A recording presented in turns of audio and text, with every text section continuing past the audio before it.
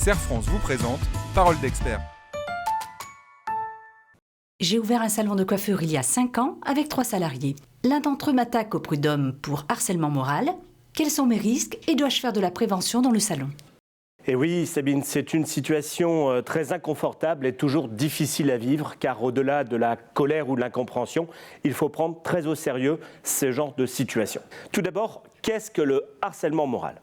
C'est un délit, et la loi le définit comme des agissements malveillants et répétés. Des propos désobligeants, des intimidations ou encore des insultes. Cela peut entraîner une forte dégradation des conditions de travail, comme l'atteinte aux droits et à la dignité, l'altération de la santé physique ou mentale, ou encore compromettre l'avenir professionnel du salarié. Alors quels sont les risques et les sanctions possibles ? Tout d'abord, elles peuvent être disciplinaires, puisque le salarié peut être et doit être sanctionné par son entreprise. À défaut, il pourrait être reproché de la négligence, voire un manquement aux obligations de sécurité. La sanction peut également être civile, puisque la victime peut demander des dommages et intérêts. C'est également du pénal, et il y a des peines qui peuvent aller jusqu'à 2 ans de prison et 30 000 € d'amende. Alors, quelles sont vos obligations en tant qu'employeur ? Eh bien, vous devez prendre toutes les mesures nécessaires pour prévenir le harcèlement moral.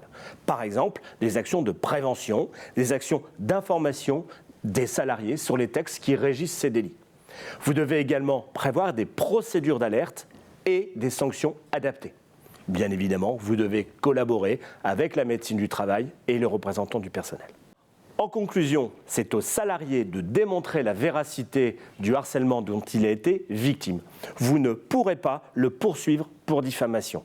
Par contre, si la mauvaise foi est avérée, l'employeur pourra réclamer sa condamnation pour dénonciation calomnieuse.